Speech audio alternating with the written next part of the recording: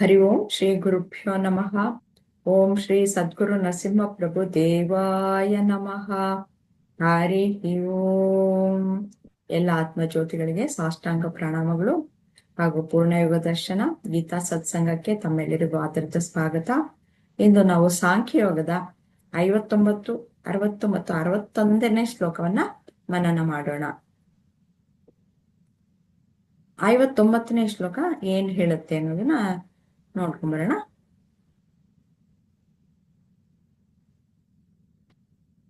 ವಿಷಯ ವಿನಿವರ್ತಂತೆ ನಿರಾಹಾರಸ್ಯ ದೇಹಿನಃ ರಸವರ್ಜಂ ರಸೋಪ್ಯಸ್ಯ ಪರಂ ದೃಷ್ಟ್ವಾ ನಿವರ್ತತೆ. ಇದರ ಅರ್ಥ ಹೀಗಿದೆ: ಆಧ್ಯಾತ್ಮದ ಉನ್ನತ ಗುರಿ ಹೊಂದಿದವರು ತಮ್ಮ ಆನಂದದ ವಸ್ತುಗಳಿಂದ ಇಂದ್ರಿಯಗಳನ್ನು ನಿರ್ಬಂಧಿಸಬಹುದು, ಆದರೆ ಇಂದ್ರಿಯ ವಸ್ತುಗಳ ರುಚಿ ಉಳಿದಿರುತ್ತದೆ. ಆದರೆ ಪರಮಾತ್ಮನನ್ನು ಅರಿತವರಿಗೆ ಈ ರುಚಿಯೂ ನಿಲ್ಲುತ್ತದೆ. ನಾವು ಈಗ ಏನು ಸ್ಥಿತಪ್ರಜ್ಞನ ಲಕ್ಷಣಗಳನ್ನ ನಾವು ತಿಳಿದುಕೊಳ್ತಾ ಇದ್ವಿ. ಈಗಾಗಲೇ ಒಂದು ಸುಮಾರು ಲಕ್ಷಣಗಳನ್ನ ತಿಳಿದುಕೊಂಡಿದೀವಿ.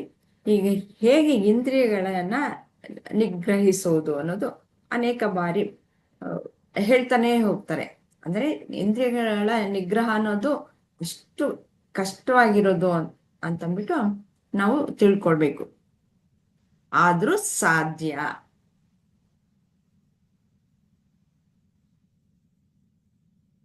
ಅದು ಹೇಗೆ ಅನ್ನೋದು ಶ್ರೀಕೃಷ್ಣನ್ನೇ ಹೇಳ್ಕೊಡ್ತಾ ಇದ್ದಾರೆ. ಇಂದ್ರಿಯಗಳಲ್ಲಿ ಉಳಿದಿರುವಂತಹ ರಸವನ್ನು ಹೇಗೆ ನಾಶ ಮಾಡಬಹುದು ಎಂದು ತಿಳಿಸಿದ್ದಾರೆ.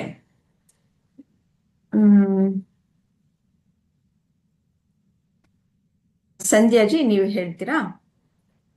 ನೋಡಿ, ಇಲ್ಲಿ ಅದಕ್ಕೆ ಸಂಕ್ಷಿಪ್ತವಾದ ಅರ್ಥವನ್ನು ಕೊಟ್ಟಿದ್ದಾರೆ. ಇನ್ನು ಸ್ವಲ್ಪ ಎಲಾಬರೇಟ್ ಮಾಡಿಬಿಟ್ಟು ಅದರ ಗೂಢಾರ್ಥವನ್ನ ಗ್ರಹಿಸಿ ತಿಳಿಸ್ಕೊಡಿ. ನಮಸ್ತೆ. ಅಂದ್ರೆ ಇಲ್ಲಿ ನಿರಾಹಾರನಾದ ದೇಹನ ಬಿಟ್ಟು, ನಿರಾಹಾರನಾಗಿ ವಿಷಯಗಳು ಯಾವಾಗ ನಮ್ಮನ್ನ ಹಿಡಿದಿಟ್ಕೊಂಡ್ಬಿಟ್ಟಿರತ್ತೆ, ಹೊರಗಿನ ಪ್ರಾಪಂಚಿಕ ವಿಷಯಗಳಲ್ಲಿ ನಮ್ಮ ಮನಸ್ಸು ಸಿಲುಕೊಂಡ್ಬಿಟ್ಟಿರತ್ತೆ, ಇದೇ ಶಾಶ್ವತ ಅಂತ ನಂಬ್ಕೊಂಡ್ಬಿಟ್ಟಿರತ್ತೆ. ಅವಾಗ ಅದನ್ನ ನಾವು ಭಗವಂತನ ಕಡೆಗೆ, ನಮ್ಮ ಆತ್ಮದಲ್ಲಿರ್ತಕ್ಕಂಥ ಬ್ರಹ್ಮ ಭಗವಂತನೇ ಶಾಶ್ವತ ಅನ್ನೋದನ್ನ ತಿಳ್ಕೊಂಡು ನಾವು ಈ ಕಡೆಗೆ ನಮ್ಮ ಮನಸ್ಸನ್ನ ಎಳ್ಕೊಂಡಾಗ ಅದು ನಮ್ಗೆ ಅನುಕೂಲ ಆಗತ್ತೆ ಅಂತ. ಅಂದ್ರೆ ಯಾವ ವ್ಯಕ್ತಿ ಆಧ್ಯಾತ್ಮಿಕವಾಗಿ ನಾವು ನೆಲೆಗೊಳ್ತೀವೋ, ಇಂದ್ರಿಯ ಸುಖಗಳನ್ನ ಇಲ್ಲಿ ಕೊನೆಗಾಣಿಸ್ಬೇಕು ಅಂತ ನಮ್ಗ್ ಅರಿವಾಗಿರುತ್ತೆ. ಆದ್ರೆ ಈ ಸಾಮಾನ್ಯ ಜನರಿಗೆ ಏನಾಗ್ಬಿಟ್ಟಿರುತ್ತೆ, ಅದ್ರ ಕಡೆಗೆ ಅಷ್ಟು ಗಮನ ಇರಲ್ಲ. ಅಂದ್ರೆ ಈಗ ನಾವು ಈಗ ಆಧ್ಯಾತ್ಮಿಕ ತರಗತಿಗಳಿಗೆ ಬಂದಿರೋದ್ರಿಂದ ನಮಗೆ ಇಲ್ಲಿ ಸ್ವಲ್ಪ ಸ್ವಲ್ಪ ಮಟ್ಟಿಗೆ ವಿಷಯಗಳ ಅನುಭವಕ್ಕೆ ಬರ್ತಾ ಇರೋದ್ರಿಂದ ಯಾವುದು ಶಾಶ್ವತ, ಯಾವುದು ಅಶಾಶ್ವತ, ಯಾವುದು ನಿತ್ಯ ಅನಿತ್ಯ ಅನ್ನೋದನ್ನ ನಮ್ಮ ವಿವೇಕ ಮೂಲಕ ಅರ್ಥ ಮಾಡ್ಕೊಂಡು, ವಿವೇಕವನ್ನ ಉಪಯೋಗಿಸಿ ನಮ್ಮ ಮನಸ್ಸನ್ನ ಇಂದ್ರಿಯ ಸುಖಗಳಿಗೆ ಸಿಲುಕಿಸ್ಕೊಳ್ದನೆ, ಇಂದ್ರಿಯಗಳು ಅಂದ್ರೆ ಇಲ್ಲಿ ಪಂಚೇಂದ್ರಿಯಗಳು ಎಲ್ಲವೂ ಸೇರುತ್ತೆ, ನಮ್ಮ ಮನಸ್ಸನ್ನ ಆ ಕಡೆಗೆ ಹೋಗಕ್ ಬಿಡದಂಗೆ, ಪಂಚೇಂದ್ರಿಯಗಳು, ನಮ್ಮ ಆಹಾರ ಅಂದ್ರೆ ಬರೀ ಆಹಾರ ತಗೊಳ್ಳೋದಷ್ಟೇ ಅಲ್ಲ, ಜೀವನಕ್ಕೆ ಬೇಕಾದಂತ ನಾವು ಬಾಯಿ ಮೂಲಕ ಏನ್ ಆಹಾರ ತಗೋತೀವಿ ಅದಷ್ಟೇ ಆಹಾರ ಅಲ್ಲ, ಪಂಚೇಂದ್ರಿಯಗಳ ಮೂಲಕ ಪಡ್ಕೊಳ್ಳೋ ಎಲ್ಲವೂ ಆಹಾರವೇ ಆಗುತ್ತೆ. ಅಂದ್ರೆ ಈಗ ನೋಡೋದು, ಕೇಳೋದು, ಮುಟ್ಟೋದು, ಮೂಸೋದು, ಇವುಗಳು ಸಹ ಆಹಾರವೇ. ಬರೀ ಬಾಯಲ್ಲಿ ತಗೊಳ್ಳೋದಷ್ಟೇ ಆಹಾರ ಅಲ್ಲ, ಈ ಪಂಚೇಂದ್ರಿಯಗಳ ಮೂಲಕ ಕಣ್ಣು ನೋಡುತ್ತೆ, ಕಿವಿ ಕೇಳುತ್ತೆ, ಚರ್ಮ ಎಲ್ಲಾನು ಸ್ಪರ್ಶ ಮಾಡುತ್ತೆ, ಮೂಗು ಮೂಸಿ ನೋಡುತ್ತೆ. ಈ ಕಡೆಗೆ ಗಮನ ಹೋಗದೇನೆ ನಮ್ಮ ಮನಸ್ಸನ್ನ ನಮ್ಮ ಭಗವಂತನ ಕಡೆಗೆ, ಸಾಧನೆ ಕಡೆಗೆ ನಾವು ಗಮನ ಕೊಟ್ಟಾಗ ನಮಗೆ ಯಾವುದು ಶಾಶ್ವತವಾದ ಸುಖ. ಈಗಾಗ್ಲೇ ನಾವು ತತ್ವಬೋಧದಲ್ಲೂ ಇದನ್ನ ತಿಳ್ಕೊಂಡಿದೀವಿ. ವಿವೇಕದ ಮೂಲಕ ಮೂಲ ವಸ್ತು ಯಾವುದು, ನಮ್ಗೆ ಇಲ್ಲಿ ಸುಖ ಕೊಡೋದು ಯಾವುದು ಅನ್ನೋದನ್ನ ನಾವ್ ಈಗಾಗ್ಲೇ ತಿಳ್ಕೊಂಡಿದೀವಿ. ಯಾವ್ದನ್ನ ನಾವು ವಿಷಯವನ್ನ ನೋಡ್ಬೇಕು ಅಂದಾಗ ಅದ್ರ ಆಳಕ್ಕೆ ಹೋಗ್ಬೇಕು. ನಾವೀಗ ಹೇಗೆ ಮಡಕೆ ಒಬ್ಬ ಕುಂಬಾರ ಒಬ್ಬ ಮಡಕೆ ಮಾಡ್ತಾನೆ, ಆ ಮಡಕೆನಷ್ಟೇ ನಾವು ಉಪಯೋಗಿಸ್ತಾ ಇರ್ತೀವಿ. ಆದ್ರೆ ನಾವು ಇಲ್ಲಿ ಇದು ಸಾಮಾನ್ಯ ಜನರಷ್ಟೇ, ಅಯ್ಯೋ ಕುಂಬಾರ ಮಣ್ಣು ತಂದಿದ್ದಾನೆ, ಮಡಕೆ ಮಾಡಿದ್ದಾನೆ, ನಾವು ಆ ಮಡಕೆ ಉಪಯೋಗಿಸ್ಕೋಬೇಕು, ಅಡ್ಗೆ ಮಾಡ್ಬೇಕು, ತಟ್ಟೆ ಉಪಯೋಗಿಸ್ಕೋಬೇಕು, ತಿನ್ಬೇಕು, ಅಷ್ಟೇ ಯೋಚನೆ ಮಾಡ್ತಿರ್ತೀವಿ ಸಾಮಾನ್ಯ ಜನ. ಆದ್ರೆ ಈ ಆಧ್ಯಾತ್ಮಿಕ ಜ್ಞಾನ ಪಡೆದಂತ ವ್ಯಕ್ತಿಗಳೇನ್ ಮಾಡ್ತಾರೆ, ಈ ಮಡಕೆ ಯಾವುದರಿಂದ ಮಾಡಲ್ಪಡ್ತು, ಇದ್ರ ಮೂಲ ವಸ್ತು ಯಾವುದು, ಮಣ್ಣು. ಈ ಮಣ್ಣು ಶಾಶ್ವತವಾದದ್ದು, ಮೇಲೆ ಇದರಲ್ಲಿ ಬೆಂದಿರ್ತಕ್ಕಂಥ ಮಡಕೆ ಶಾಶ್ವತವಾದದ್ದಲ್ಲ. ಈ ಮಣ್ಣಿನಿಂದ ನಾವು ಹಲವಾರು ವಸ್ತುಗಳನ್ನು ತಯಾರಿಸ್ಬೋದು. ಬರೀ ಮಡಕೆ ಒಂದೇ ಅಲ್ಲ, ತಟ್ಟೆ ಲೋಟ ಅಂತೆಲ್ಲ. ಹಾಗೆ ನಾವ್ ಏನ್ ಮಾಡ್ಬೇಕು, ಇಲ್ಲಿ ಪರಮಾತ್ಮನನ್ನ ಕಾಣ್ಬೇಕು ಅಂದಾಗ ನಾವು ವಿಷಯ ವಸ್ತುಗಳ ಕಡೆಗೆ ನಮ್ಮ ಗಮನವನ್ನ ಕೊಡದೆ, ಉದಾಹರಣೆಗೆ ಒಬ್ಬ ಶುಗರ್ ಇರ್ತಕ್ಕಂತ ಪೇಷಂಟ್ಗೆ ಹೇಳ್ತಾರೆ, ನೋಡಪ್ಪ ನೀನು ಸಿಹಿ ತಿನ್ಬೇಡ, ನೀನು ಸಿಹಿ ತಿಂದ್ರೆ ನಿನ್ನ ಆರೋಗ್ಯಕ್ಕೆ ಒಳ್ಳೇದಲ್ಲ ಅಂತ ಡಾಕ್ಟರ್ ಹೇಳ್ತಾರೆ. ಆದ್ರಾಗ ಇವನ್ ಏನ್ ಮಾಡ್ತಾನೆ, ಮನಸ್ಸು ನೋಡಿ, ಯಾವ್ದೋ ಅವನ್ ಸಿಹಿ ತಂದಿಟ್ಟಾಗ ಮೂಗು ಅದನ್ನ ಅಲ್ಲಿ ಬರ್ತಕ್ಕಂಥ ವಾಸನೆಯನ್ನ ಗ್ರಹಿಸ್ಬಿಡುತ್ತೆ, ಕಣ್ಣು ಆ ಕಡೆ ನೋಡ್ಬಿಡುತ್ತೆ, ನಾಲ್ಗೆ ನೀರ್ ಸುರ್ಸೋಕ್ ಶುರು ಮಾಡುತ್ತೆ, ಕೈ ಬೇಡ ಅಂದ್ರುನು ಅದನ್ನ ಎತ್ಕೋಬೇಕು ಅಂತ ಹೋಗ್ಬಿಡುತ್ತೆ. ಅವಾಗ ಅದನ್ನ ಎತ್ಕೊಂಡು ನಾವು ತಿಂದ್ಬಿಟ್ಟಾಗ ಅದು ನಮ್ಮ ಆರೋಗ್ಯಕ್ಕೆ ಹಾನಿ. ಇದು ಅವನಿಗೆ ವಿವೇಕ ಇನ್ನು ಬಂದಿಲ್ಲ, ಇನ್ನು ಅದರಲ್ಲೇ ಎಳಿತಾ ಇದೆ ಮನಸ್ಸು. ಅದನ್ನ ಆಳವಾಗಿ ತಿಳ್ಕೊಂಡವನಪ್ಪ, ತಿನ್ಬಾರ್ದು ಇದನ್ನ, ನಾನ್ ತಿಂದ್ರೆ ದೇಹಕ್ಕೆ ಒಳ್ಳೇದಲ್ಲ, ಇದರಿಂದ ನನ್ ಶುಗರ್ ಹೆಚ್ಚಾಗುತ್ತೆ, ಮುಂದೆ ಇದರ ಪರಿಣಾಮವಾಗಿ ನಾನು ಹಲವಾರು ಕಾಯಿಲೆಗಳಿಗೆ ತುತ್ತಾಗ್ಬೇಕಾಗತ್ತೆ. ಬರೀ ಶುಗರ್ ಇಂದ ನನ್ನ ದೇಹದ ಎಲ್ಲಾ ಭಾಗಗಳನ್ನು ನಾನು ಕಳ್ಕೋಬೇಕಾಗತ್ತೆ. ಇದನ್ನ ನಾನು ಆ ಕಡೆ ಹೋಗೋದ್ ಬೇಡ ಅಂತ ಮನಸ್ಸನ್ನ ನಿಗ್ರಹಿಸಿ ಇಟ್ಕೋಬೇಕು ಅವನು. ಅವಾಗಷ್ಟೇ ಅವನಿಗೆ ಅದು ಒಳ್ಳೇದಾಗತ್ತೆ ಅನ್ನೋದನ್ನ ಅರಿವಿಗೆ ಬರ್ಬೇಕು ಅವನು. ಅದಕ್ಕೆ ಏನ್ ಮಾಡ್ಬೇಕು ನಾವೀಗ, ಈಗ ಇದನ್ನೆಲ್ಲ ಕಲಿಬೇಕು ಅಂದ್ರೆ ಸಾಮಾನ್ಯ ಮನುಷ್ಯನಿಗೆ ಕಷ್ಟ ಆಗತ್ತೆ ಅಂತಾನೆ ಅವನಿಗೆ ಅವನದೇ ಆದ ಒಂದು ನಿಯಮಗಳನ್ನ ಕಟ್ಟುಪಾಡುಗಳನ್ನ ಹಾಕೋಬೇಕಾಗತ್ತೆ. ಅದಕ್ಕೆ ಏನ್ ಮಾಡ್ತಾರೆ, ನೀನು ಸುಮ್ನೆ ನಾವ್ ಹೇಳಿದ್ರೆ ಕೇಳಲ್ಲ ಮನೆಯಲ್ಲಿ, ನೀನೀಗ ಒಂದು ಉದಾಹರಣೆ, ಕೆಲವ್ರಿಗೆ ಆಧ್ಯಾತ್ಮಿಕ ತರಗತಿಗಳಿಗೆ ನಮ್ಗೆ ಈ ಸತ್ಸಂಗಗಳ ಮೂಲಕ ದೊರಕ್ತಿದೆ. ಆದ್ರೆ ಇನ್ನೂ ಕೆಲವ್ರಿಗೆ ಏನಾಗ್ಬಿಡುತ್ತೆ, ಸರಳವಾಗಿ ಸಹಜ ಜನರುಗಳಿಗೆಲ್ಲ ಒಂದು ಯೋಗ ತರಗತಿಗೆ ಹೋಗಪ್ಪ ನೀನು, ಯೋಗಕ್ಕೆ ಹೋದ್ರೆ ನಿನಗೆ ಅಲ್ಲಿ ಇದ್ರಗಳ ಅರಿವಾಗತ್ತೆ. ಅಲ್ಲಿ ಏನ್ ಮಾಡ್ತಾರೆ, ಯಮ ನಿಯಮ ಆಸನ ಪ್ರಾಣಾಯಾಮ ಪ್ರತ್ಯಾಹಾರ ಧಾರಣ ಧ್ಯಾನ ಅಂತ ಈ ಅಷ್ಟಾಂಗ ಯೋಗಗಳನ್ನ ಹಂತ ಹಂತವಾಗಿ ಕಲಿಸ್ಕೊಡ್ತಾ ಬರ್ತಾರಲ್ಲ, ಆವಾಗ ಮನಸ್ಸನ್ನ ನಿಗ್ರಹಿಸೋದು ಹೇಗೆ ಅನ್ನೋದು ಅವನಿಗೆ ಅರಿವಿಗೆ ಬರುತ್ತೆ.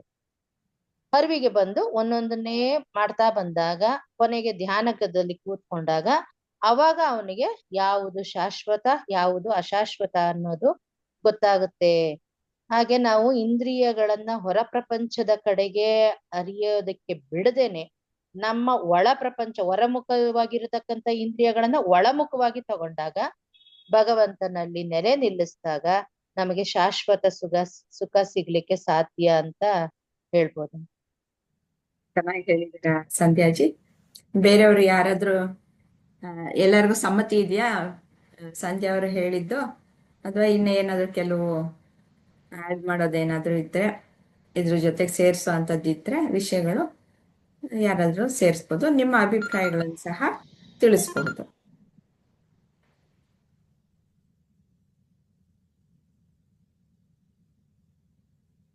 ಲಕ್ಷ್ಮೀಜಿ, ನೀವೇನಾದ್ರೂ ಹೇಳೋದಿದ್ಯಾ? ವೀಣಾ ಅವರು, ರಜನಿ ಅವರು,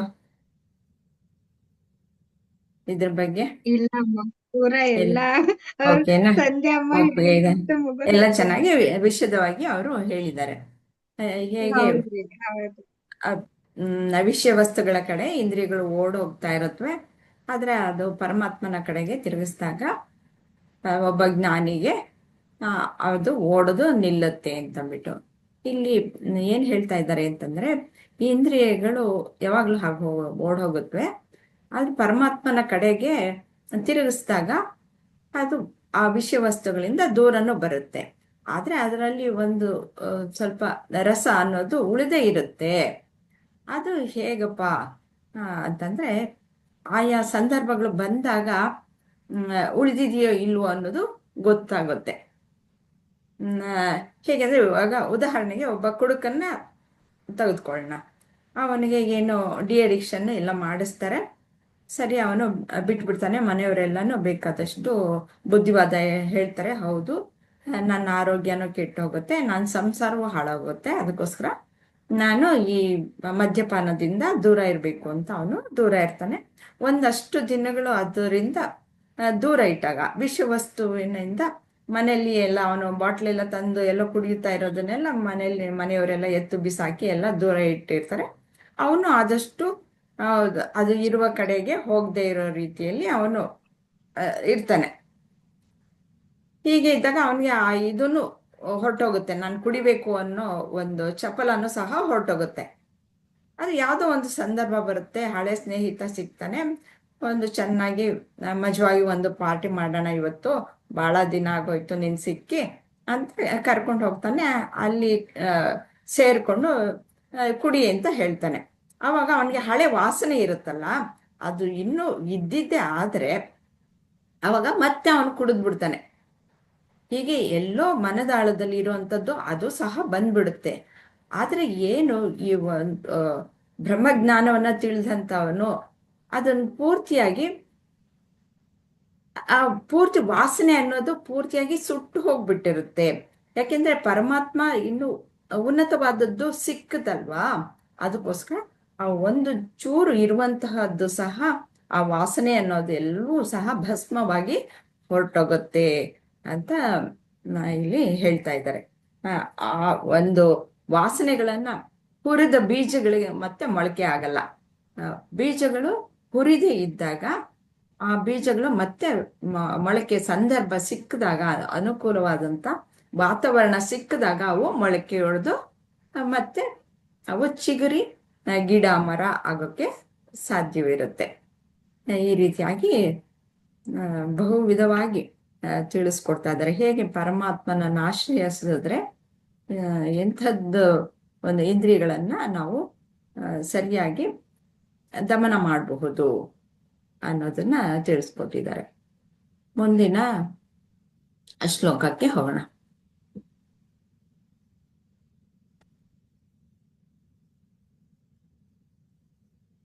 ಎಷ್ಟು ವಿಧವಾಗಿ ತಿಳಿಸಿದ್ದಾರೆ.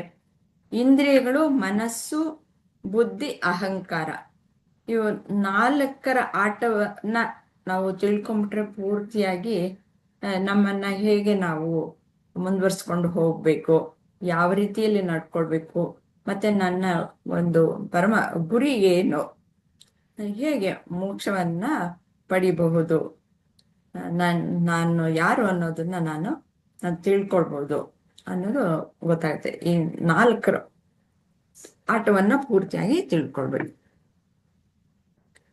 60ನೇ ಶ್ಲೋಕ. ಯತತೋ ಹ್ಯಪಿ ಕೌಂತೆಯ ಪುರುಷಸ್ಯ ವಿಪಶ್ಚಿತಃ ಇಂದ್ರಿಯಾಣಿ ಪ್ರಮಾತೀನಿ ಹರಂತಿ ಪ್ರಸಭಂ ಮನಃ. ಕುಂತಿಯ ಪುತ್ರನೇ, ಇಂದ್ರಿಯಗಳು ಎಷ್ಟು ಪ್ರಬಲವಾಗಿವೆ ಎಂದರೆ ವಿವೇಕ ವಿಚಾರದಿಂದ ಮನಸ್ಸಿನ ನಿಯಂತ್ರಣವನ್ನು ಅಭ್ಯಾಸ ಮಾಡುವ ವ್ಯಕ್ತಿಯ ಮನಸ್ಸನ್ನು ಕೂಡ ಬಲವಂತವಾಗಿ ಸೆಳೆಯುತ್ತವೆ. ಇಷ್ಟೊತ್ತು ನಾವು ಏನ್ ಹೇಳಿದ್ವಿ, ಭಗವಂತನ ಕಡೆಗೆ ನಮ್ಮ ಮನಸ್ಸನ್ನ ತಿರುಗಿಸ್ಕೊಳ್ತೀವಿ, ಆದ್ರೂ ಅವು ಸೆಳ್ಕೊಂಡು ಹೋಗುತ್ತೆ, ಅವುಗಳ ಗುಣನೇ ಹಾಗೆ ಅಂತಂದ್ಬಿಟ್ಟು ಹೇಳ್ತಾ ಇದ್ದಾರೆ ಇಲ್ಲಿ. ಇದನ್ನು ಯಾವ ರೀತಿ ಅರ್ಥ ಮಾಡ್ಕೊಳ್ಳೋದು ಅನ್ನೋದು ಸ್ವಲ್ಪ ಲಕ್ಷ್ಮೀಜಿಯವ್ರು ಹೇಳ್ತೀರಾ? ಕ್ವಶನ್ ತೋರಿಸ್ಬೇಕಾ? ಈ ಶ್ಲೋಕದಲ್ಲಿ ಇಂದ್ರಿಯಗಳು ಮನಸ್ಸಿನ ಮೇಲೆ ಯಾವ ರೀತಿಯ ಪರಿಣಾಮವನ್ನು ಬೀರುತ್ತವೆ ಎನ್ನುತ್ತಾರೆ.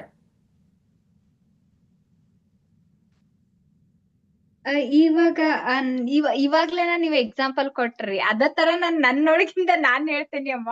ಇಷ್ಟೆಲ್ಲಾ ಕ್ಲಾಸ್ ಮಾಡ್ತೇವಿ, ಇಷ್ಟೆಲ್ಲಾ ಇದನ್ ಮಾಡ್ತೇನಿ, ಇಷ್ಟ ಆಧ್ಯಾತ್ಮದ ಲೈನ್ ಒಳಗಿದ್ರು ಒಂದು ಟೀ ಅನ್ನೋ ಒಂದು ವಸ್ತುನ ಬಿಡಕ್ ಆಗ್ತಿಲ್ಲ ಅಮ್ಮ ನನ್ ಕಡೆಯಿಂದ.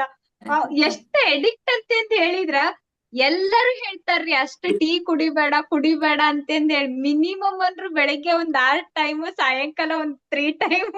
ಕುಡುಕ್ರು ಬೇರೆ ಅಲ್ಲ, ನಾನ್ ಬೇರೆ ಅಲ್ಲ ಅನ್ನಂಗ ದಿನ ಬೇಕೇ ಅಮ್ಮ. ಅದು ಒಂದ್ ಸ್ವಲ್ಪ ಇರ್ಲಿಲ್ಲ ಅಂದ್ರು ನನ್ನ ಹತ್ಲಿಂದ ಅಟ್ಲೀಸ್ಟ್ ಒನ್ ಡೇ ಏನ್ ಮಾಡ್ದೆ, ಪೂರಾ ಮಾಡಬಾರ್ದು ಇವತ್ತ, ಎಷ್ಟ್ ಕರೆಕ್ಟ್ ಅಷ್ಟ್ ಲಿಮಿಟ್ ಒಂದ್ ಕಪ್ ಮಾಡ್ಕೊಂಡ್ ಕುಡಿಬೇಕಂತಂದ್ ಹೇಳಿ ಮತ್ತೊಂದ್ಸತಿ ಮಾಡ್ಕೊಂಡ್ ಕುಡಿಯಷ್ಟು ಅದು ಇಂದ್ರಿಯ ಎಡಿಕ್ಟ್ ಆದ್ನ ಹೊರ್ತುನು ಅದು ಬಿಡಾಕ್ ಆಗ್ತಿಲ್ಲ ಅಂತಂದ್ ಹೇಳಿ, ಆತರ ಅಂತಂದ್ ಹೇಳಿ ಹಂಗ ಅನಿಸ್ತಮ್ಮ.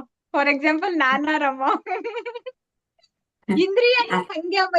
ಇವಾಗ ನಾನ್ ನಾಲ್ಗೆ ಅಲ್ರಿ, ಅದ್ ಹೆಂಗ್ ಆಗ್ತೈತಿ ಅಂತ ಹೇಳಿದ್ರೆ ಅದ್ ಟೈಮು, ಆಮೇಲೆ ಅದ್ ಸೆನ್ಸ್ರಿ ಇಲ್ಲ, ಏನೋ ಒಂದ್ ಬೇಕಲ್ಲ ಬಾಯಿಗೆ, ಏನೋ ಒಂದ್ ಬೇಕಲ್ಲ, ಅದ್ ಆ ಟೈಮ್ ಆಗತ್ಲೇನ ಅದ್ ಎಳ್ಯಾಕ್ ಚಾಲು ಮಾಡ್ಬಿಡ್ತೈತ್ರಿ ಆಟೋಮೆಟಿಕ್. ಆತರ ಆಗ್ತೈತಿ ಅದು. ಇಷ್ಟ ಮಾಡಿದ್ರು ಅದನ್ನ ಕಂಟ್ರೋಲ್ ಮಾಡಕ್ ಆಗ್ತಿಲ್ಲ ಅಂತಂದ್ ಹೇಳಿ ನಾನು ಎಷ್ಟೋ ಸತಿ ಅನ್ಕೊಂತೇನೆ ಅಮ್ಮ. ಅದೇನೆ, ಅದಕ್ಕೆ ಅವು ನಮ್ಮನ್ನ ಆಳ್ಬಾರ್ದು, ನಾವು ಅವುಗಳನ್ನ ಹೌದ್ರಿ. ಆಳೋ ತರ ಇರ್ಬೇಕು ಅನ್ನೋದನ್ನ ಹೌದು ಹೌದು ಅಮ್ಮ. ಹೇಳ್ಕೊಡೋದು. ನೀವು ಕಾಫಿ ಅದ ಕುಡಿಬೇಡಿ, ಟೀ ಕುಡಿಬೇಡಿ ಅಂತ ಅವ್ರು ಹೇಳ್ತಾ ಇಲ್ಲ. ಅದೇ ಹೌದ್ರಿ ಅದಿಲ್ಲದೇನೆ ನನ್ಗೆ ಆಗಲ್ಲ ಅನ್ನೋ ತರ ಹೌದ್ರಿ. ಆಗ್ಬಾರ್ದು. ಇವಾಗ ಈ ಮನೇಲೇನೋ ನಡೀತೈತಿ ಅಮ್ಮ, ಅದೇ ತರ ಹೊರಗಡೆ ಹೋದಾಗ ಹಂಗಿರಂಗಿಲ್ಲಲ್ರಿ. ಬ್ಯಾರೆದವ್ರ ಮನಿಗ್ ಹೋದಾಗಾಗ್ಲಿ ಮಾಡ್ದಾಗಾಗ್ಲಿ ಆ ತರ ಇರಂಗಿಲ್ಲ. ಅವ್ರದೊಂದು ರೊಟೀನ್ ಒಂದ್ ಇರ್ತೈತಿ. ಅವಾಗ ನನ್ಗ್ ಒಂಥರ ನನ್ ಮನೆ ಅಲ್ಲ ಅನ್ನೋದ್ ಒಂದ್ ಫೀಲ್ ಆಕೈತಿ. ಒಂದ್ನೇದ್ದು, ಒಂದ್ ವೇಳೆ ಅಕಸ್ಮಾತಾಗ ಅವ್ರ ಮನಿಗ್ ಹೋಗಿ ನಾನ್ ಮಾಡ್ಕೊಂಡ್ ಕುಡಿದ್ರುನು ಏನ್ ಟೀ ಕುಡಿತಾಳಪ್ಪ ಈಕಿ ಅಂತ ಹೇಳಿ ಅವ್ರಿಗೆ ಹಂಗ ಅನಸ್ತೈತ್ರಿ. ಅದು ಆ ಆ ಆ ತರದ್ದು ಅದು ವಾತಾವರಣನು ಚಲೋ ಅಲ್ಲ ಅಂತಂದ್ ಹೇಳಿ ಈಗ ನನ್ಗ ಅದು ಟೀ ಅನ್ನೋದ ಆಳ್ವಿಕೆನಮ್ಮ. ಆ ಇಂದ್ರಿಯ ಅದು ಹಿಡಿದ್ ಬಿಟ್ಟೈತ್ರಿ. ನನ್ನನ್ ಚೆನ್ನಾಗ್ ಕುಣಿಸ್ತಾ ಐತ್ರಿ ಅದು. ಆ ತರ ಬಿಡ್ತೇನೆ ಅಮ್ಮ, ಅದೇ ಬಿಡಂಗ ಆಗಲ್ಲ ಅಂತಂದೇನಲ್ಲ. ಬೇರೆ ಯಾವ್ದಾದ್ರು ಹಿಡ್ಕೊಳ್ಳಿ, ಅವಾಗ ಬಿಟ್ಟು ಹೋಗುತ್ತೆ. ದೊಡ್ಡದನ್ನು ಹಿಡ್ಕೊಳ್ಳಿ. ಇದಕ್ಕೆ ನಮ್ಗೆ ಒಂದು ನಾ ತರಗತಿ. ಹೇಳಿದ್ದಲ್ಲ, ನಾ ಹೇಳಿದ್ದನ್ನ ಹಿಡ್ಕೊಳಕ್ ಹೋಗ್ಬೇಡಿ. ಅಲ್ಲ, ಇದಕ್ಕೇನೆ ಒಂದು ಉದಾಹರಣೆ ಕೊಟ್ಟಿದ್ರು ನೋಡಿ ಅಮ್ಮ ನಮ್ಮ ತರಗತಿನಲ್ಲಿ. ಈಗ ಹಿಪ್ಪಿಗಳು ವಿದೇಶದಲ್ಲಿ ಕುಡಿತಕ್ಕೆ ಚಟಕ್ಕೆ ಬಲಿಯಾಗಿ ತುಂಬಾ ದಾರಿ ತಪ್ಪಿದ್ರು ಅನ್ನುವಂತ ಸಂದರ್ಭದಲ್ಲಿ ಅದನ್ನ ಡೈವರ್ಟ್ ಮಾಡೋದಕ್ಕೋಸ್ಕರನೇ ಈ ಇಸ್ಕಾನ್ ಸಂಸ್ಥೆಯವ್ರ ಕಡೆಯಿಂದ ಭಗವಂತನ ಧ್ಯಾನ ಭಗವಂತನ ಮಾಡಿದಕ್ಕೆ. ಧ್ಯಾನ, ಭಜನೆ ಅವುಗಳನ್ನ ಮೂಲಕ ಮನಸ್ಸನ್ನ ಆ ಕಡೆಗೆ ಹೋಗ್ದಂಗೆ ಈ ಕಡೆಗೆ ಸೆಳೆದ್ರು. ಇದು ವಿದೇಶದಲ್ಲಿ ಅತಿ ಹೆಚ್ಚು ಪ್ರಚಲಿತವಾಗಿದೆ. ಇವತ್ತಿಗೂ ಅಷ್ಟೇನೆ ಆ ಹಿಪ್ಪಿಗಳು ಈ ಕುಡಿಯೋದ್ರ ಬದಲು ಆ ಗುಟ್ಕಾ ಅದು ಇದು ಸೇವಿಸೋದ್ರ ಬದಲು ಈ ಡ್ರಗ್ಸ್ ತಗೊಳ್ಳೋರು ಅಂತವ್ರೆಲ್ಲರೂ ನೋಡಿ ಈ ಹರೇ ರಾಮ ಹರೇ ಕೃಷ್ಣ ಹರೇ ಕೃಷ್ಣ ಹರೇ ರಾಮ ಇದನ್ನ ಒಂದು ಹಾಡು ಹೇಳ್ತಾನೆ ಅದರಿಂದ ಈ ಕಡೆಗೆ ಡೈವರ್ಟ್ ಆದ್ರು. ಈ ಎಷ್ಟು ಇವತ್ತಿಗೂ ಅದು ಪ್ರಚಲಿತದಲ್ಲಿದೆ ಅಂದ್ರೆ ನಮ್ಮ ಮನಸ್ಸನ್ನ ಬೇರೆ ಕಡೆ ಡೈವರ್ಟ್ ಮಾಡ್ಬಿಟ್ರೆ ಆ ಕ್ಷಣದಲ್ಲಷ್ಟೇ, ಒಂದು ಕ್ಷಣ ಬದಲಾದ್ರೆ ಪುನಃ ಆ ಕಡೆಗೆ ಹೋಗಲ್ಲ ಅದು. ಅದನ್ನ ಒಳ್ಳೆ ದಾರಿಗೆ ತಂದ್ಕೊಂಡ್ ಬಿಡ್ಬೇಕು, ಅವಾಗ ಸರಿ ಹೋಗುತ್ತೆ ಅಂತ. ಇದಕ್ಕೆ ಇಸ್ಕಾನ್ ಸಂಸ್ಥೆಯವ್ರು ನಡೆಸ್ತಂತ ಇದು ಎಷ್ಟು ಪ್ರಚಲಿತದಲ್ಲಿದೆ ಅಂದ್ರೆ ವಿದೇಶದಲ್ಲಿ ಅದು ಹೇಳಕ್ ಅಸಾಧ್ಯ. ಅದು ನಮ್ಮಲ್ಲಿ ಅಷ್ಟು ಬೆಳಕಿಗೆ ಬರ್ಲಿಲ್ಲ, ಅಲ್ಲಿ ಬಂತು ನೋಡ್ರಿ ಹಂಗೆ. ನಮ್ಮ ಇಂಡಿಯಾದಲ್ಲೂ ಅಂತ ಒಂದು ಸಂಸ್ಥೆ ಇದೆ ಅಂತ ಬಿಟ್ಟು ಹೇಳ್ತಾರೆ. ಇದೆ ಆದ್ರೂ ಜನ ಇಲ್ಲಿ ಹೆಚ್ಚಿಗೆ ಅದನ್ನ ಬಂದಿಲ್ಲ. ನಮ್ಮವ್ರು ಅಷ್ಟೊಂದು ಅದನ್ನ ತಗೋತಾ ಇಲ್ಲ. ವಿದೇಶದಲ್ಲಿ ಹಬ್ಬುವಷ್ಟು ವೇಗವಾಗಿ ನಮ್ಮಲ್ಲಿ ಹಬ್ತಾ ಇಲ್ಲ ಅವೇರ್ನೆಸ್. ಹಾಗೆ ಇದಕ್ಕೆ ಕಾರಣವೂ ಸಹ ಇದೆ. ಹೇಗೆ ಅಂತಂದ್ರೆ, ಇಂದ್ರಿಯಗಳು ಅವುಗಳ ಸ್ವಭಾವ ಹೊರಮುಖವಾಗಿ ನೋಡುವಂತಹದ್ದು. ಅದಕ್ಕೆ ಸಾಮಾನ್ಯ ಮನುಷ್ಯನಿಗೆ ಹೊರಮುಖವಾಗಿ ನೋಡ್ತಾನೆ, ಅವನು ಬೇಕಾದನ್ನ ಪಡ್ಕೊಳ್ಳೋದಕ್ಕೆ ಅವನು ಪ್ರಯತ್ನ ಪಡ್ತಾನೆ. ಅದಕ್ಕೋಸ್ಕರ ದುಡಿಯೋದು, ಅದಕ್ಕೋಸ್ಕರ ಸಾಕಷ್ಟು ಶ್ರಮವನ್ನು ವಹಿಸೋದು, ಹೇಗೋ ಮಾಡಿ ಅದನ್ನ ತೆಗೆದುಕೊಳ್ತಾನೆ. ಅದರಿಂದ ಸುಖ ದುಃಖ ಅನ್ನೋದು ಬರುತ್ತೆ. ಮತ್ತೆ ಸುಖ ಬಂದಾಗ ಇನ್ನೂ ಬೇಕು ಅಂತಂದ್ಬಿಟ್ಟು ಮತ್ತೆ ಕೆಲಸ ಮಾಡ್ತಾನೆ. ಮತ್ತೆ ದುಃಖ ಬಂದಾಗ ಇದರಿಂದ ನಂಗೆ ತೊಂದರೆ ಆಯ್ತು ಅಂತಂದ್ಬಿಟ್ಟು ಅದನ್ನ ದೂರ ಇಡೋದಕ್ಕೆ ನೋಡ್ತಾನೆ. ಹಾಗೆ ಮತ್ತೆ ಆ ಒಂದು ವಾಸನಾ ಬೀಜಗಳು ಸಮಯ ಸಿಕ್ಕಿದಾಗ, ಸಂದರ್ಭ ಸಿಕ್ಕಿದಾಗ ಮತ್ತೆ ಎಳ್ಕೊಂಡು ಬರುತ್ತೆ, ಮತ್ತೆ ಈ ಕರ್ಮಚಕ್ರದಲ್ಲಿ ಸಿಕ್ಕಾಕಿಸ್ಬಿಡುತ್ತೆ. ಇದು ಯಾತಕ್ಕೆ ಹೀಗಾಗತ್ತೆ, ಹೀಗೆ ಬರುತ್ತೆ? ಎಷ್ಟು ಪ್ರಯತ್ನ ಪಟ್ರೂ ಆಗಲ್ಲ. ಯಾಕಂದ್ರೆ ಇಂದ್ರಿಯಗಳ ಸ್ವಭಾವನೇ ಹಾಗೆ, ಅವು ಹೊರಮುಖವಾಗಿ ನೋಡುವಂಥದ್ದು. ಅದು ಪರಮಾತ್ಮನನ್ನ ನೋಡಕ್ಕೆ ಆಗಲ್ಲ, ಅವುಗಳಿಗೆ ಆ ಶಕ್ತಿ ಇಲ್ಲ. ಅದಕ್ಕೆ ಈ ಮನಸ್ಸಿಗೆ ಸ್ವಲ್ಪ ನಿಯಂತ್ರಣ ಮಾಡುವಂತಹ ಶಕ್ತಿ ಇರುತ್ತೆ, ಇಂದ್ರಿಯಗಳನ್ನ ನಿಯಂತ್ರಣ ಮಾಡುವ ಶಕ್ತಿ ಇರುತ್ತೆ. ಈ ಬುದ್ಧಿ ಎಲ್ಲವನ್ನು ಕಂಟ್ರೋಲ್ ಮಾಡುವಂತಹದ್ದು. ಆ ಬುದ್ಧಿಗೆ ಏನಾಗಿದೆ, ಸಾಮಾನ್ಯ ಮನುಷ್ಯರಿಗೆ ಏನಾಗುತ್ತೆ ಅಂತಂದ್ರೆ, ಅವು ಎಲ್ಲವೂ ಬುದ್ಧಿ ಮತ್ತೆ ಇಂದ್ರಿಯಗಳು, ಮನಸ್ಸು ಎಲ್ಲವೂ ಸಹ ಈ ಮಾಯೆಯಿಂದ ಆವೃತವಾಗಿರುವುದು. ಮಾಯೆ ಅಂತಂದ್ರೆ ತ್ರಿಗುಣಗಳು.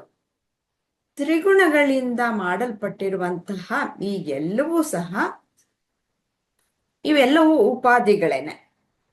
ಆದ್ರೆ ಈ ಬುದ್ಧಿನೇ ಎಲ್ಲದಕ್ಕೂ ನಿರ್ಧಾರ ಮಾಡುವಂತಹದ್ದಾಗಿರೋದು, ಈ ಜೀವೆಯನ್ನ ನಡೆಸುವಂತಹದ್ದು. ಅದಕ್ಕೇನಾಗಿದೆ, ಅಜ್ಞಾನ ಅನ್ನೋದು. ಯಾತಕ್ಕೆ ಅಂದ್ರೆ, ಮಾಯೆಗೆ ಈ 3 ಗುಣ ಇದೆಯಲ್ಲ, ಅದರಲ್ಲಿ ಸತ್ವ ರಜಸ್ ತಮೋಗುಣ. ಈ ತಮೋಗುಣದಿಂದ ಆವರಣ ಅನ್ನೋದನ್ನ ಸೃಷ್ಟಿ ಮಾಡುತ್ತೆ ಬುದ್ಧಿಯಲ್ಲಿ. ಯಾವುದು? ಈ ಮಾಯೆ. ಆ ತಮೋಗುಣದಿಂದ ಆವರಣವನ್ನು ಸೃಷ್ಟಿ ಮಾಡಿದಾಗ ನಾನ್ ಯಾರು ಅನ್ನೋದು ಮರ್ತೋಗುತ್ತೆ. ಈ ಬುದ್ಧಿಗೆ ತನ್ನ ನಿಜ ಸ್ವರೂಪ ಏನು ಅನ್ನೋದು ಗೊತ್ತಿಲ್ಲ. ಅಲ್ಲಿ ನಿಜವಾಗ್ಲೂ ಆತ್ಮ ಜೀವನ ಪ್ರತಿಫಲನ ಬುದ್ಧಿಯಲ್ಲಿ ಉಂಟಾಗಿರುತ್ತೆ. ಆದ್ರೆ ಅದು ಗೊತ್ತಿರಲ್ಲ. ಯಾಕೆಂದ್ರೆ ಈ ಒಂದು ಮಾಯೆಯ ಒಂದು ತಮೋಗುಣದಿಂದ. ಮತ್ತೆ ಈ ರಜೋಗುಣ ಏನ್ ಮಾಡುತ್ತೆ? ರಜೋಗುಣ ಹೊರಗಡೆಗೆ ಎಳ್ಕೊಂಡು ಹೋಗುತ್ತೆ. ಈ ತಮೋಗುಣ ರಜೋಗುಣದಿಂದ ಮನುಷ್ಯನಿಗೆ ಈ ರೀತಿಯ ಸಾಮಾನ್ಯ ವ್ಯಕ್ತಿಗಳು ಈ ಪ್ರಪಂಚದೊಡನೆ ವ್ಯವಹಾರವನ್ನು ಮಾಡುವಂಥದ್ದು. ಇವುಗಳನ್ನ ಬಿಟ್ರೆ ನನಗಾಗಲ್ಲ, ಇವು ಇದ್ರೆ ನಾನು ಬದುಕಿರೋದು, ನಾನು ಇವು ಇಲ್ಲದೆ ನಾನು ಇರೋದಕ್ಕೆ ಸಾಧ್ಯ ಇಲ್ಲ ಅನ್ನುವ ಭ್ರಮೆಯಲ್ಲಿ ಬದುಕನ್ನ ನಡೆಸೋದು. ಯಾವಾಗ ಅವುಗಳನ್ನ ಮೀರಿ ಸತ್ವಗುಣ ಪ್ರಧಾನವಾದಾಗ ಆಗ ಪರಮಾತ್ಮನ ಕಡೆಗೆ ನನ್ನ ನಿಜ ಸ್ವರೂಪ ಏನು ಅನ್ನೋದನ್ನ ಅರ್ಥಕೊಳ್ಳೋದಕ್ಕೆ ಪ್ರಯತ್ನ ಪಡುತ್ತೆ ಈ ಒಂದು ಜೀವ. ಈ ಜೀವಿಗೆ ಆಗ ಇದಕ್ಕಿಂತ ಎತ್ತರವಾದದ್ದು ಏನೋ ಇದೆ, ಹೀಗೆ ಸೆಳೆತದಲ್ಲಿ ನಾನು ಸಿಕ್ಕಾಕೊಂಡ್ಬಿಟ್ಟಿದ್ದೀನಿ, ಇದು ತಪ್ಪು ಸಂದೇಶವನ್ನೇ ಕೊಡ್ತಾ ಇದೆ ನನಗೆ. ಯಾವ ಸುಖ ಕೊಡುತ್ತೆ ಅಂತ ನಾನು ಹೋಗ್ತೀನೋ ಅದು ಎಲ್ಲ ಕ್ಷಣಿಕವೇ, ಮತ್ತೆ ಕೊನೆಯಲ್ಲಿ ದುಃಖಕ್ಕೆ ಕಾರಣವಾಗ್ತಾ ಇದೆ ಅನ್ನೋದು ಮನವರಿಕೆ ಆಗತ್ತೆ. ಆವಾಗ ಇನ್ನೂ ಉನ್ನತವಾದದ್ದನ್ನ ಯಾವಾಗ ಹೇಳ್ಕೊಳ್ಳುತ್ತೋ ಆಗ ಇದು ನಾನೇ ಆನಂದ ಸ್ವರೂಪಿ, ಹೊರಗಡೆ ಪ್ರಪಂಚದಲ್ಲೆಲ್ಲ ಇರೋದು, ನನ್ನಿಂದ ಈ ಆನಂದ ಅನ್ನೋದು ಸ್ಫುರಣೆಯಾಗೋದು ಹೊರ ಪ್ರಪಂಚದಲ್ಲಿ ಅಂತ ತಿಳ್ಕೊಂಡಿದ್ದೆ ಅಂತ ಅಂದಾಗ ನನ್ನ ಇಂದ್ರಿಯಗಳನ್ನ ಬಳಸ್ಕೊಳ್ದೆ ಅಲ್ಲ, ಅವುಗಳಿಗೆ ನಾನು ಗುಲಾಮ ಆಗಲ್ಲ. ನನಗೆ ಬೇಕಾದ ಹಾಗೆ ನಾನು ನಿಯಂತ್ರಣ ಮಾಡಿ ಅದನ್ನ ಎಲ್ಲಿ ಬೇಕೋ ಅಲ್ಲಿ ಬಳಸ್ಕೊಳ್ಳುವಂತಹ ಒಂದು ಧೀಮಂತ ಬುದ್ಧಿಗೆ ಅಧಿಶಕ್ತಿ ಅನ್ನೋದು ಬರುತ್ತೆ. ಇದನ್ನ ಇವರು ಆ ರೀತಿಯಲ್ಲಿ ನೀನು ನಿಯಂತ್ರಣ ಮಾಡೋ ಒಬ್ಬ ಬುದ್ಧಿವಂತನಾದವನು ಆ ರೀತಿಯಲ್ಲಿ ನಿಯಂತ್ರಣ ಮಾಡಿರ್ತಾನೆ ಅನ್ನೋದನ್ನ ವಿಪಶ್ಚಿತ ಅನ್ನೋದ್ರಲ್ಲಿ ಹೇಳ್ತಾ ಇದ್ದಾರೆ. ಒಬ್ಬ ಜ್ಞಾನ ಬಂದಿರುವಂತವನು, ಆತ್ಮಜ್ಞಾನ ಹೊಂದಿರುವಂತಹವನು ಆ ರೀತಿಯಲ್ಲಿ ಬದುಕನ್ನ ಸಾಗಿಸ್ತಾನೆ. ನಾನು ಈ ಇಂದ್ರಿಯಗಳ ಆಟಕ್ಕೆ ನಾನು ಗುಲಾಮ ಅಲ್ಲ, ಅವುಗಳ ಸ್ವಭಾವ ಅವು ಹೋಗುತ್ತೆ, ಆದ್ರೆ ನಾನು ಅದನ್ನ ನಿಯಂತ್ರಣ ಮಾಡಬಲ್ಲೆ. ನಾನು ಯಾರು? ನಾನು ಆನಂದ ಸ್ವರೂಪಿ ಅನ್ನೋದು ತಿಳ್ಕೊಂಡಿರ್ತಾನೆ. ಇದಕ್ಕೆ ಇನ್ನು ಯಾರಾದ್ರೂ ಏನಾದ್ರು ಆಡ್ ಮಾಡೋದಿದ್ಯಾ ಅಥವಾ ಏನಾದ್ರು ಸಂಶಯ ಇದ್ರೆ ಕೇಳಬಹುದು, ಇಲ್ಲ ಅಂದ್ರೆ ಮುಂದಿನ ಶ್ಲೋಕಕ್ಕೆ ಹೋಗ್ಬೋದು.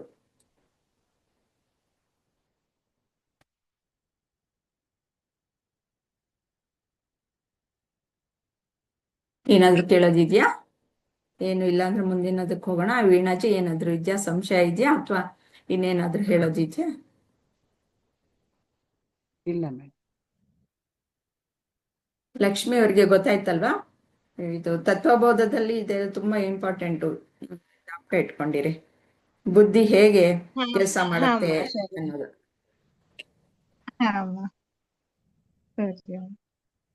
61ನೇ ಶ್ಲೋಕ ಏನ್ ಹೇಳುತ್ತೆ? ತಾನಿ ಸರ್ವಾಣಿ ಸಂಯಮ್ಯ ಯುಕ್ತ ಆಸೀತ ಮತ್ಪರಃ ವಶೇಹಿ ಯಸ್ಯೇಂದ್ರಿಯಾಣಿ ತಸ್ಯ ಪ್ರಜ್ಞಾ ಪ್ರತಿಷ್ಠಿತ. ಇದರ ಅರ್ಥ, ಯಾರು ತಮ್ಮ ಇಂದ್ರಿಯಗಳನ್ನು ನಿಗ್ರಹಿಸಿ ತಮ್ಮ ಮನಸ್ಸನ್ನು ಯಾವಾಗಲೂ ನನ್ನಲ್ಲಿ ಇಡುತ್ತಾರೋ ಅವರು ಪರಿಪೂರ್ಣ ಜ್ಞಾನದಲ್ಲಿ ನೆಲೆಗೊಂಡಿದ್ದಾರೆ ಅಂತ ಇದರ ಒಂದು ಸಂಕ್ಷಿಪ್ತವಾಗಿ ಅರ್ಥ.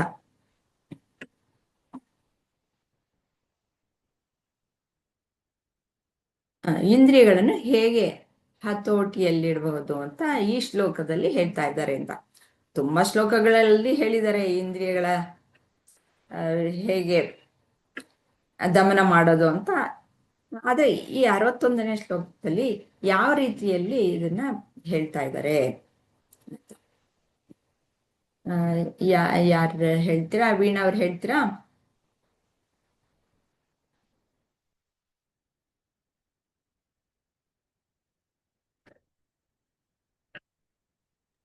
ಅದೇ ಅವರು ಇಂದ್ರಿಯಗಳನ್ನೆಲ್ಲ ತಮ್ಮ ಯೋಗ ಬಲದಿಂದ ಅವರು ಆ ಆ, ಸ್ವಲ್ಪ ಇಂದ್ರಿಯಗಳನ್ನೆಲ್ಲ ನಿಗ್ರಹಿಸಿ ಇಟ್ಕೊಂಡಿರ್ಬೇಕು.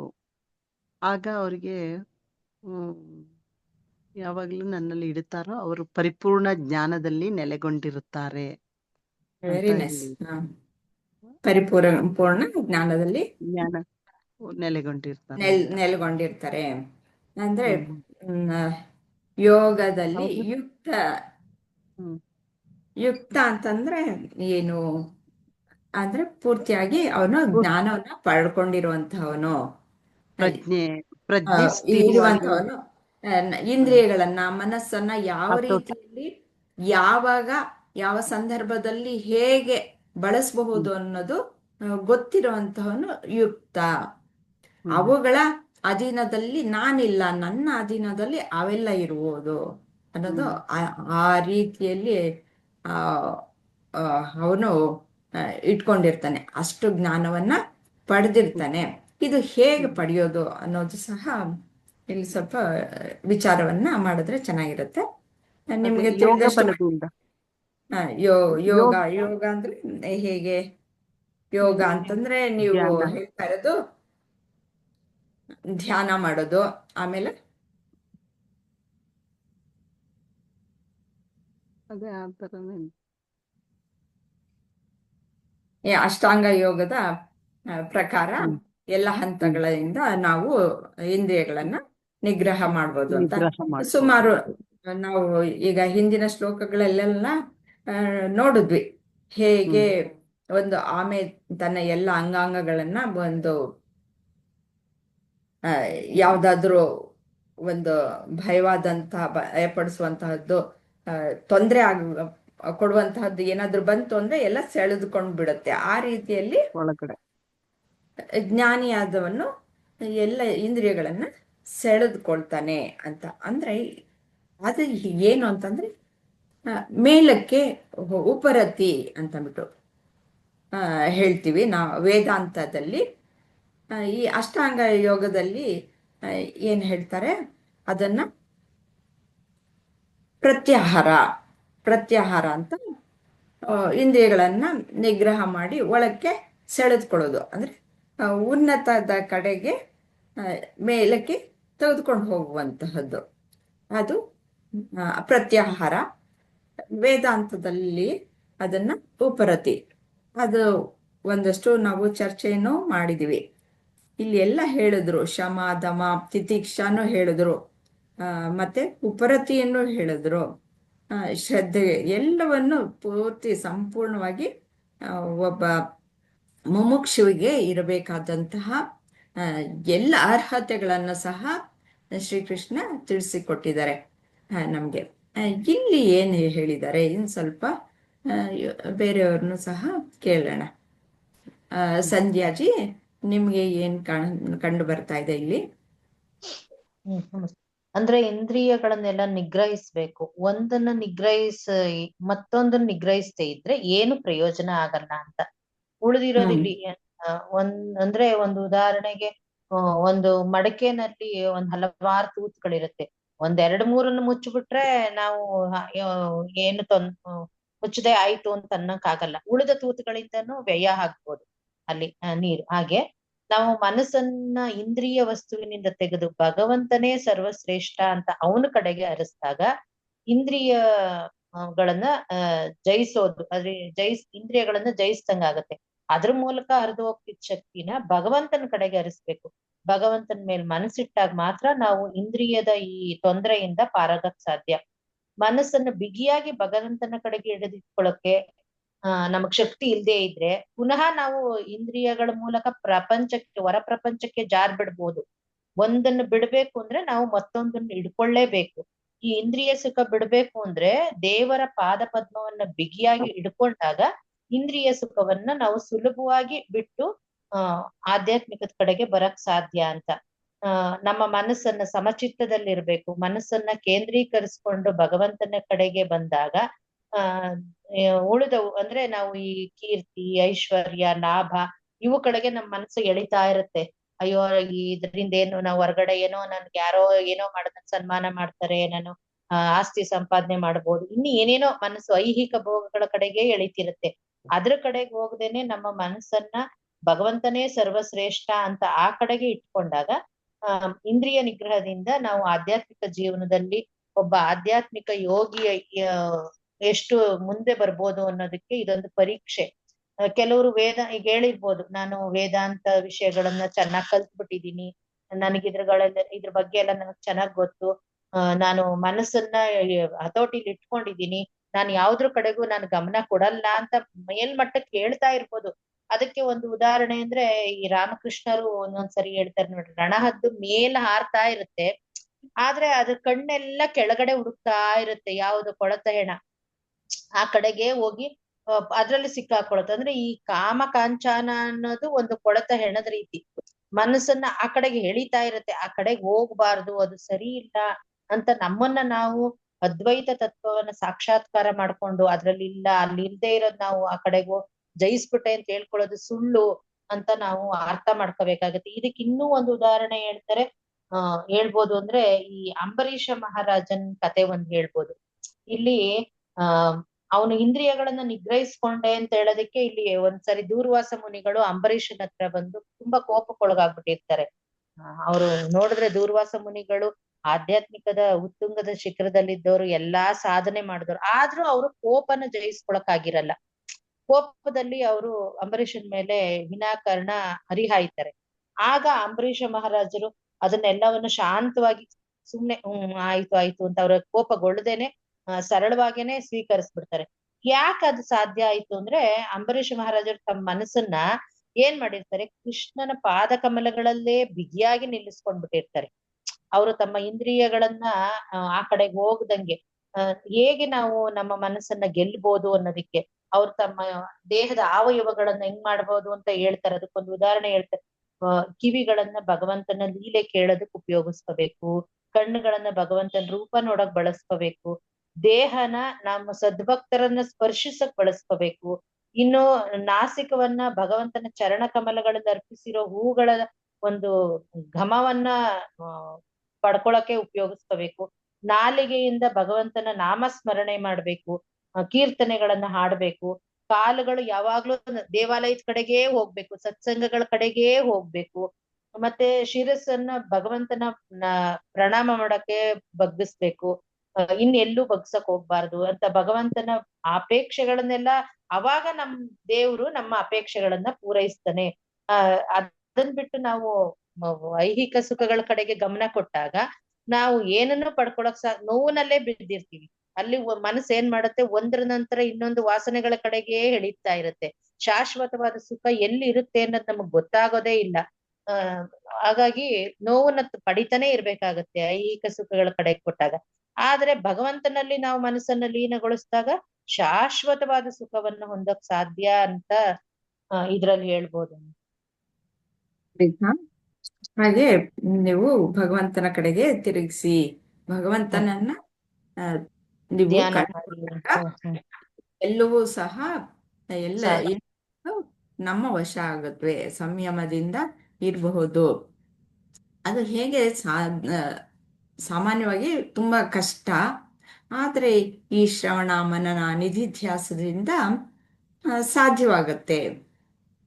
ನಾವೆಲ್ಲ ಒಂದಷ್ಟು ಈ ವೇದಾಂತ ಅಧ್ಯಯನವನ್ನು ಮಾಡ್ತಾ ಇರುವಾಗ ನಮಗೆ ಗೊತ್ತಾಗುತ್ತೆ. ಸುಮ್ಮನೆ ಬರೀ ಕೇಳಿದ್ರೂ ಸಾಕಾಗಲ್ಲ, ನಮಗೆ ಮನನ ತುಂಬಾ ಮುಖ್ಯವಾಗಿ ಬರುತ್ತೆ. ಆ ಮನನದಲ್ಲಿ ಹೌದು ಹೌದು ಹೌದು ಅಂತ ಎಲ್ಲ ಇಳಿಯುತ್ತೆ. ಪರಮಾತ್ಮನ ಒಂದು ಜ್ಞಾನ ಏನು, ಈ ನಾನು ಅಂದ್ರೆ ಏನು, ಈ ಪ್ರಪಂಚ ಅಂದ್ರೆ ಏನು, ಈಶ್ವರ ಅಂದ್ರೆ ಏನು ಅಂತ ಅದನ್ನ ಹೇಗೆ ನಾನು ಅರ್ಥೈಸ್ಕೊಂಡು ಅದನ್ನ ಪೂರ್ತಿಯಾಗಿ ನನ್ನ ಅಂತರ ಆಳದ ಒಳಗಡೆ ಸುಪ್ತ ಮನಸ್ಸಿನ ಒಳಗಡೆ ಇಳಿಸ್ಕೊಳ್ಬೇಕಾದ್ರೆ ಈ ಮನನ ಅನ್ನೋದು ನಿಧಿಧ್ಯಾಸ ಅನ್ನೋದು ಬಹಳ ಮುಖ್ಯವಾಗತ್ತೆ.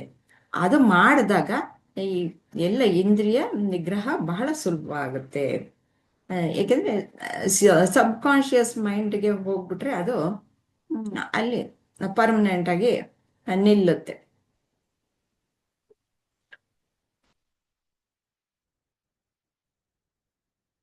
ಬೇರೆ ಯಾರಾದ್ರೂ ಏನಾದ್ರೂ ಹೇಳೋದಿದ್ಯಾ? ಇಲ್ಲ ಅಂತಂದ್ರೆ ಇವತ್ತು 3 ಶ್ಲೋಕಗಳನ್ನ ಆರಿಸ್ಕೊಂಡಿದೀವಿ. ಯಾವಾಗ್ಲೂ ತುಂಬಾ ಟೈಮ್ ಆಗೋಗ್ತಾ ಇತ್ತು ಅಂತಂದ್ಬಿಟ್ಟು ಇವತ್ತು ಬೇಗ ಮುಗ್ದಿದೆ. ಮುಗ್ಸಣ್ವಾ? ಹರಿ ಓಂ ಶ್ರೀ ಗುರುಭ್ಯೋ ನಮಃ. ಓಂ ಶ್ರೀ ಕೃಷ್ಣಾರ್ಪಣಮಸ್ತು. ಹರಿ ಓಂ.